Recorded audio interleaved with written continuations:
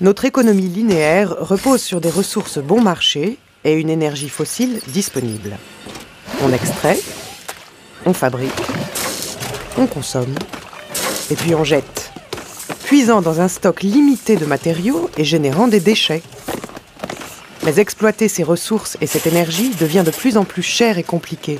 Alors, ce système est-il viable à long terme ? L'économie de la fonctionnalité, un des piliers de l'économie circulaire, peut fournir une solution. Et si, au lieu d'acheter des biens, nous achetions les services qu'ils nous rendent ? Et si nous privilégions l'usage et l'efficacité ? Dans ce modèle, fabricants et distributeurs resteraient propriétaires de leurs produits.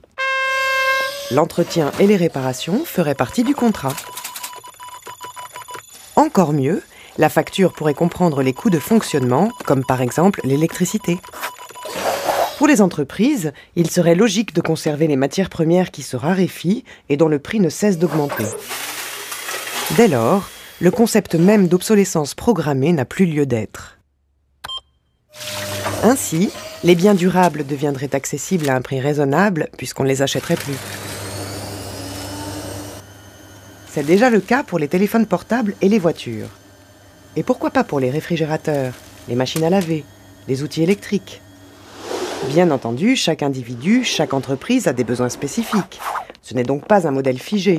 Des centaines de solutions différentes peuvent être imaginées, avec des contrats sur mesure intégrant liberté, flexibilité et amélioration régulière. Prenons par exemple l'autopartage. Il est possible de louer des véhicules directement aux constructeurs, à des entreprises d'autopartage ou même entre particuliers. Les technologies de la communication font de notre monde une plateforme sur laquelle échanger des services ou des biens d'occasion devient de plus en plus facile. Tout est question de mise à disposition. Et ça fonctionne aussi pour les habitations et les bureaux. Ne serait-il pas plus avantageux pour les fournisseurs et les usagers d'établir un contrat pour un nombre donné de photocopies ou de cycles d'une machine à laver haut de gamme ? Un meilleur service à un meilleur prix. Les entreprises y gagnent aussi.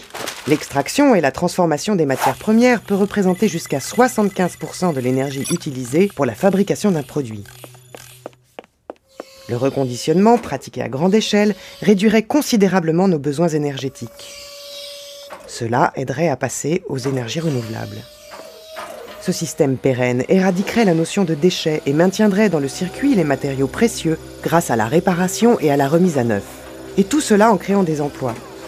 Le passage à une économie de la fonctionnalité est l'une des voies pour accélérer la transition vers une économie circulaire. Les opportunités sont immenses, tant pour l'économie que pour les individus, et le changement est déjà en marche.